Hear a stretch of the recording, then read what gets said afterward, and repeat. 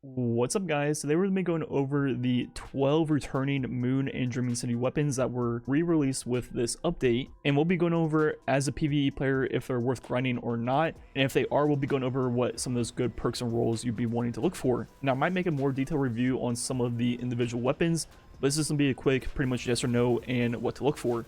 Also, right now, my code AIR for G Fuel is 30% off through the 12th. So if you want to try out some new flavors or restock up on your faves before going into the new Destiny season next month, this will be the best time to do so. You can go ahead and click the link in the comments description, and it'll take you over to their store and automatically apply my discount code.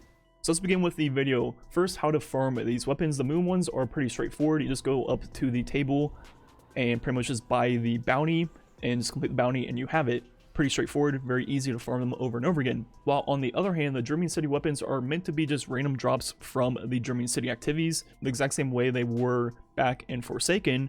But what I've heard is if you already played Forsaken, already got these weapons before, they're already in your collections, they're actually not dropping again right now. So I think that is currently bugged, and I'm not quite sure because I haven't done it myself, but that is just what I've heard. If you have any more information, please comment below. So starting off with the 12 weapons, these are going to be in no particular order, pretty much just the way they were listed in the TWAB. The first one being the Loud Lullaby, which is going to be a 120 kinetic hand cannon. So obviously in PvE, 120 hand cannons definitely aren't that popular. And as you see with the new perks, which are the ones that are kind of like full color, not grayed out, there really isn't too much to really go for in PvE. You know, you got Frenzy, you got Wellspring, got Surplus maybe, but nothing too great. And before we kind of move on, just one thing I want to say is when they announced these weapons coming back in the TWAB, it seemed like they were just going to add like one new perk for each weapon. That's what a lot of us assumed and pretty much what it said. And you know, I thought that would be the case. I was kind of hoping that they would kind of refresh the perk pool, maybe get rid of some of the underwhelming perks and bring in some of the new ones. But pretty much what they did, as you see, is just get rid of all the old perks and bring in completely new ones in both the left and right, which is obviously not great because if you look at the old perks, you know, you have Outlaw, Subsistence, you have Explosive Payload for like PvP, even PvE, you have Demo, Multi-Kill Clip, Rampage. I mean, these old weapons were already good, so getting rid of all the old perks pretty much across the board and replace them with new ones, obviously is just not great. Anyways, moving on to the next weapon, One Small Step, which once again was a very good PvE shotgun back in Shadowkeep. Once again, all the old perks are gone, and now if you look at it, you know, for a shotgun, I mean, Left from Gold, Dual Loader, then you got Trench Barrel and Swash. I mean, those are decent perks, but, you know, nothing really to write home about on this weapon either. Pretty much the only reason to use shotguns in PvE is 1-2 Punch, which they removed. So once again, I can't really recommend the One Small Step. Then moving on to the Tranquility, which was one of the best PvE snipers in the game in Shadowkeep. Once again, removing all the old perks, which it had a lot of really good sniper perks. It had Fireline, you know, it had 4 times the charm, it had Field Prep, it even had something like Ambitious. You know, it had pretty good perks. And now if you look at the new perks, once again, in the left slot, not really much to go for. And in the right, I mean, you got Frenzy, and that's pretty much about it. So once again, they pretty much just ruined this weapon, and something like the Azume from the Nightfalls is definitely a better sniper overall. Then even in the Connect slot, you could use something like the Kraden's Revenge. Another one I was excited for was the Arc Logic because it's a 600 RPM Arc AR. And this time the new perks aren't terrible. You got Feeding Frenzy or even something like Surplus for PvE. Then you got Adrenaline Junkie, which will be kind of useful in some very precise builds. But outside of that, you also got Frenzy and Surrounded, which are 2 pretty good damage perks. And you also have Wellspring if you need a buildy build. So, you know, these perks aren't too bad. You know, obviously I would have taken Rampage over, you know, Surrounded or Frenzy, and I think Subsistence would have paired very nicely with a lot of these perks, but once again, that is gone. But overall, I definitely say that Arc Logic is one that is worth farming, you know, just because it is still a pretty good weapon. Up next is the Dreambreaker, which is a fusion rifle. As a PvE player, outside of some very precise DPS situations like Atheon, pretty much one reason I ever use one is for Reservoir Burst, and obviously this weapon doesn't have it, as you see. So as a PvP player, definitely pass up on this one. And out of all the 12 weapons, the one I was looking forward to the most is definitely the Every Waking Moment, which is a 600 RPM Void SMG. And this was one of my favorite weapons in Shadowkeep, so I was super excited for this to come back. But as we mentioned before, got rid of all the old perks, which is pretty unfortunate because someone like Subsistence or even Outlaw is obviously extremely good. Then you had Demo, which was perfect for Voidwalker builds back in the day.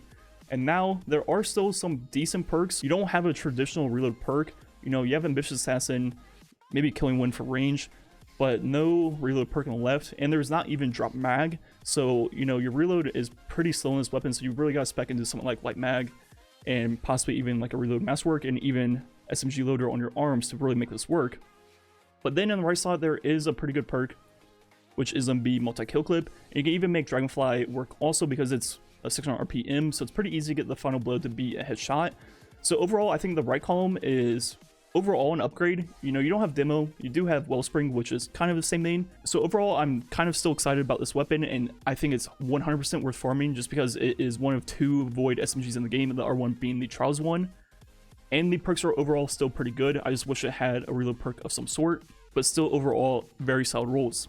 Up next is the Love and Death, which is a 150 heavy GL, and heavy GLs really haven't been meta in quite some time, and the perks are, you know, decent. Nothing too crazy in the right column. There's no like Vorpal or anything like that, but there is some pretty good perks overall. So if you need a heavy GL or want a heavy GL, you know, these ones aren't too bad. Then we have the Machine Gun of Fine Memorial, which is a 450. And the perks are overall pretty good. You have Clown or Subsistence. I would definitely recommend Subsistence overall because you'll pretty much never have to reload. Then you have One for All, which is technically the 3rd highest damage buff in the game behind Surrounded and Multi-Kill Clip. So that is obviously pretty good. Then you also have Wellspring if you want abilities back quicker. But overall, I think there's a lot of really good machine guns in the game, especially the Corrective Measure. I think the Corrective Measure has literally like the perfect roll that cannot be like replicated. So I think if you're trying to farm an LMG this season, I would definitely recommend the Corrective Measure over this. But you know, if you want an ARC 450, you know, these are some pretty good rolls. Up next, we have the Night Terror, which is the sword, and the left perks are pretty common for all swords in the game, so you pretty much just want Relentless. Then in the right column, they got rid of Whirlwind, which obviously is traditionally one of the better sword perks, but they still have One for All, which, you know, in some situations could be pretty cool. Whirlpool will be very consistent. And then finally, they also have Surrounded, which will be the highest buff if you can proc it. So overall, there's definitely some cool rolls there, but nothing too crazy that you can't find on most other swords in the game. Now moving on to the Dreaming City weapons, we have the Tiger's Bite, which there are some decent perks here in the left column. We have Overflow, Subsistence, or even Ambitious, which are all pretty good. But in the right column, there's nothing too crazy. There's Demo, then there is Swashbuckler or Frenzy. So no like crazy good right perks, but ones that are decent. And it is a 450 AR, which obviously, in my opinion, are the worst ARs in PvE. So I definitely wouldn't recommend this, but if you're an AR person and like 450s, there's definitely some decent rolls there. Then we have the Twilight Oath, which is a 140 solar sniper.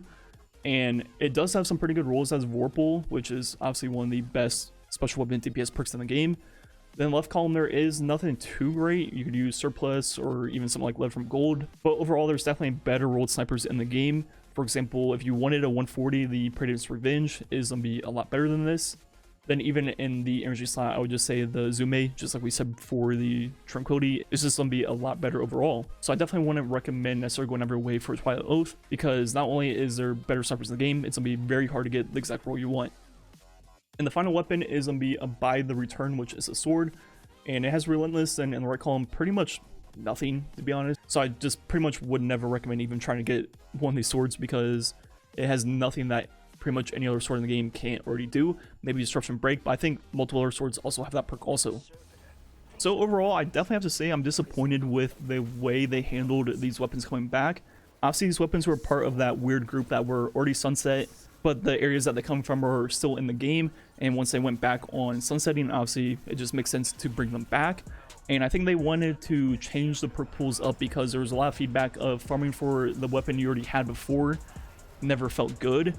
But at the same time, I think they went too crazy and completely just got rid of all the old perks just to make them completely new, which I think is just not a smart idea, because obviously with there being only so many perks in the game, if you just blindly remove all the old perks from weapons, you're probably getting rid of a lot of the main good perks in the game. And if you replace that with only stuff that wasn't on the weapon in the first place, you're pretty much just ruining the weapon straight up. The only one out of this entire list I really see myself using is the Every Waking Moment, just because it's a void SMG.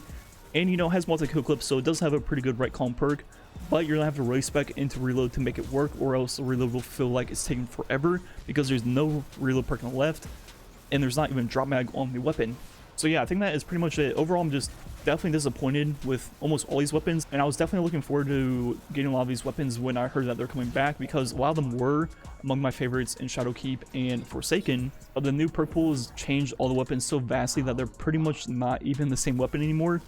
And yeah, that is just pretty much my overall thoughts on these 12 weapons. I think a handful of them are worth farming if you like that type of weapon, but overall, I think I'm just gonna farm out a few every waking moments and pretty much not touch any of the others.